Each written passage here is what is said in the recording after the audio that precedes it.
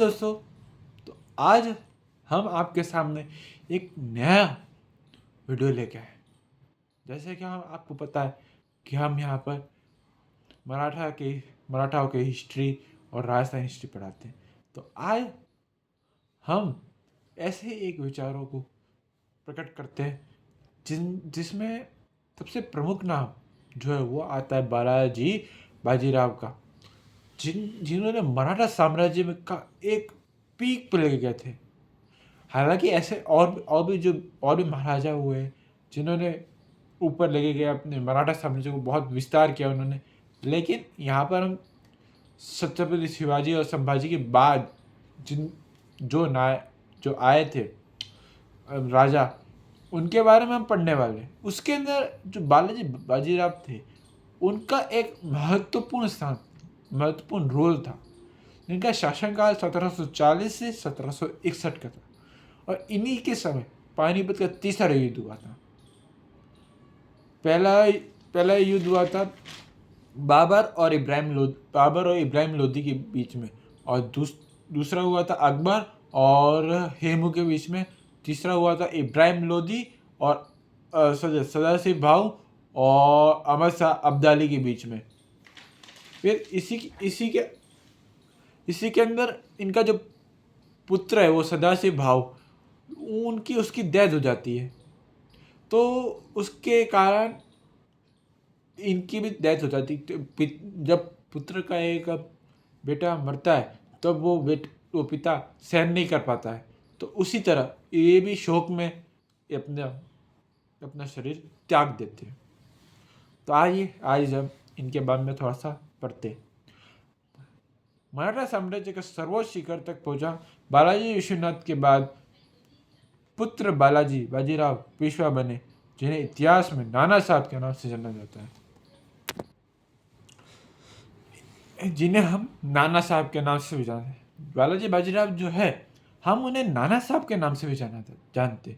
नाना साहब हमने हमारी जो किताबों में आजकल हमको देखने को मिलता है, लेकिन पहले की जो किताबें थी वो उन किताबों में हमें देखने को नहीं मिलता। नाना साहब एक बहुत ही प्रसिद्ध नाम है। हम शायद ही जानते हो कि बालाजी बाजीराव उनका दूसरा नाम है नाना साहब। ऐसी चीज़ें हमको पता चलती है बाद में। तो आइए हम उनकी आगे पूछ पढ़ते। इनके समय पेशवाओं के प्रभुत्व मिश्रित स्थापना हुई। मतलब इनके समय जो थी पेशवाओं के मिश्रित स्थापना हुई। वो कब हुई?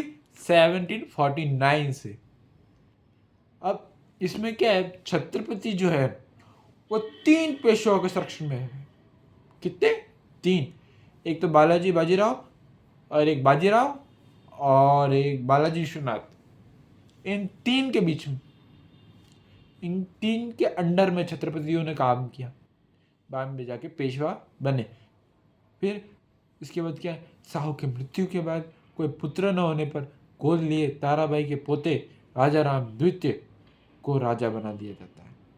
अब यहाँ क्या होता है, जब साहू की जब मृत्यु हो जाती है तब उसका कोई पुत्र ही नहीं था। साहू का कोई पुत्र ही नहीं था। तो फिर उनकी जो पत्नी थी ताराबाई, उनका एक गोद लिया हुआ बच्चा राजा राम द्वितीय, उसे एक राजा बना दिया गया। अब उससे क्या हुआ, एक संगोला समझौता हुआ कि उसके अंदर क्या सोचा राजा राम द्वितीय ने, पेशवा को राज्य के सभी क्षेत्रों में कार्य करने की पूर्ण स्वतंत्रता दे दी जाए। ठीक है। फिर पूना जो पेशवा का ठिकाना था, अब राज्य की सभी प्रमुख गतिविधियों का केंद्र बन गया। यानी जो पूना था पेशवा का सबसे बड़ा ठिकाना था, अब वहाँ पर सारे काम होते थे। सेना का, वित्त से संबंधित कारखाने, अन्य सारे काम वही होते। बल्कि वो पेशवा का एक प्रमुख स्थान था फिर भी। तथा राजा द्वितीय वह राजा एक नाम मात्र बन गया, जिससे क्या हुआ, जो राजा द्वितीय वो एक नाम मात्र का रहे। ये जब 1750 में जब राजा राम द्वितीय में की हालत ये हुई कि उनका जो साम्राज्य है उसकी जो छवि है उससे वो एकांतवाद में चला गया। फिर अब इससे क्या हुआ, उसके एकांतवाद जाने में छत्रपति पद अब समाप्त हो चुका था। यानी कि जो आखिरी छत्रपति था वो कौन था? राजा राम द्वितीय, जिससे कि छत्रपति उसके जाने के एकांत में जाने के बाद छत्रपति पद समाप्त हो चुका था तथा अब मराठा साम्राज्य पेशवा के अधीन हो चुका था। इस प्रकार अब मराठा संघ का उदय हो रहा था। इससे क्या हो रहा था? मराठा संघ का उदय हो रहा था। फिर क्या हुआ? मल्हार राव होलकर ने वह रन्नोजी सिथिया ये इनके बाद किस इन्होंने शासनकाल किया, पर इनका भी प्रभाव सैनिक अभियानों के जरिए मराठा राज्य की सीमा के विस्तार किया था। इन्होंने मराठा राज्य का सीमा का विस्तार ही किया था। फिर राजपूत इन्होंने क्या है, राजपूतों से मतभेद कर ली। मतलब कि बस मराठे मराठे मराठे, राजपूत गए सब तेल लेने। मतलब इनको किसी और जाति से कोई लेना देना नहीं था।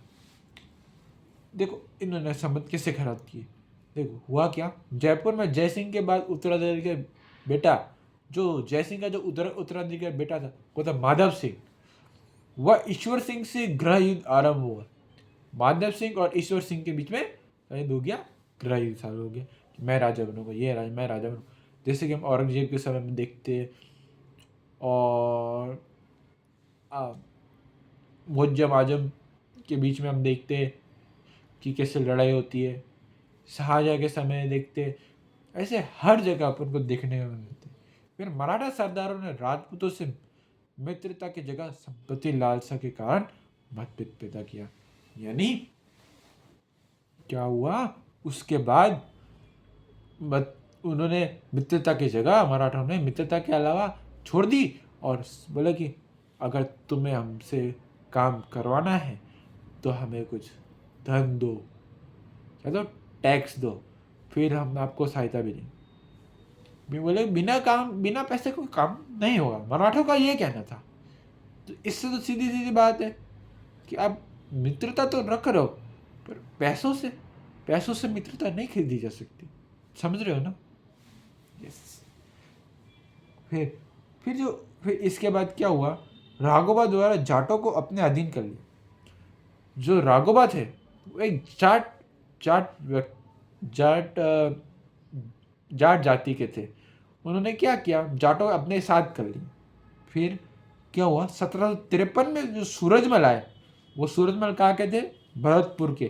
पर उन्होंने फिर उन्होंने आक्रमण करके चौथ और सरदेशमुखी कर लेना प्रारंभ कर दिया। चौथ और सरदेशमुखी, चौथ भूमि के लिए और सरदेशमुखी इसका हम आपको बाद में बताएंगे, क्योंकि हमें भी इसका दिमाग में अभी नहीं आ रहा है। लेकिन आप इसका आंसर कमेंट्स में जरूर बताइएगा, ठीक है? आगे हम बात करते हैं। राघोबा का दिल्ली व पंजाब पर भी अधिकार कर लिया गया उन्होंने, ठीक है? दिल्ली और पंजाब पर भी उन्होंने अपना अधिकार कर लिया। फिर राघोबा ने 1757 में अन्य सरदार के साथ दिल्ली पर वश में कर लिया, दिल्ली पर कब्जा कर लिया तथा दिल्ली पर अधिकार के बाद पंजाब की ओर बढ़े और अब्दाली के बेटे तैमूर खानजा को भगाकर लाहौर तक प्रभाव दिया। फिर क्या हुआ, फिर दिल्ली में जब ये अधिकार कर लिया इन्होंने, फिर ये पंजाब गए। पंजाब की ओर जब ये अब्दाली मिला इनको, अब्दाली और खानजा मिले, तब उनको लाहौर तक भगा दिया। फिर लाहौर तक इनका विस्तार रहा। फिर रघुजी भोसले का उड़ीसा पर अधिकार हो गया, ठीक है? और वो कटक जिसको बोलते, और कटक के जो उधर के जो राजा थे वो थे अलीवर्दी खान, ठीक है? एवं चौथ के रूप में 12 लाख की वसूली की गई। यानी कि वो चाहते थे कि अब तुम्हें मुझे चौथ के रूप में 12 लाख वसूली करनी पड़ेगी, 12 लाख रुपए देने पड़ेंगे हर महीने। फिर आए सदाशिवराव। फिर 1746 में मराठा द्वारा कर्नाटक पर भी अधिकार कर लिया। फिर क्या हुआ, मराठा द्वारा कर्नाटक पर भी अधिकार कर लिया, मराठा ने भी कर्नाटक पर अधिकार कर लिया।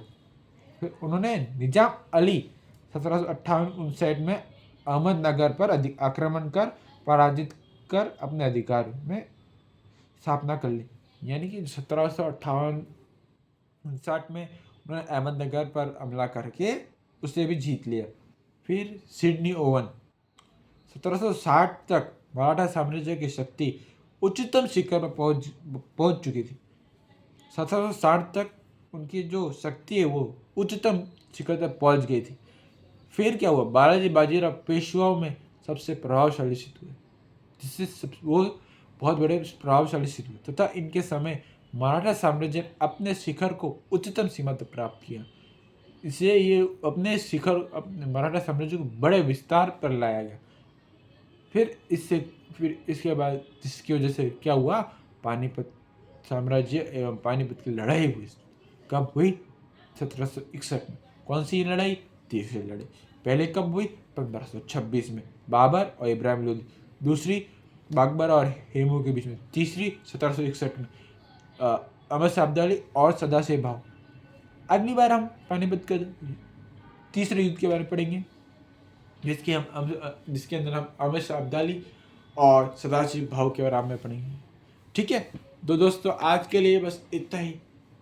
हम आपसे विदाई लेना चाहते हैं। आई होप कि आपको आज का हमारा वीडियो पसंद आया। लाइक, शेयर और सब्सक्राइब करना ना भूलें।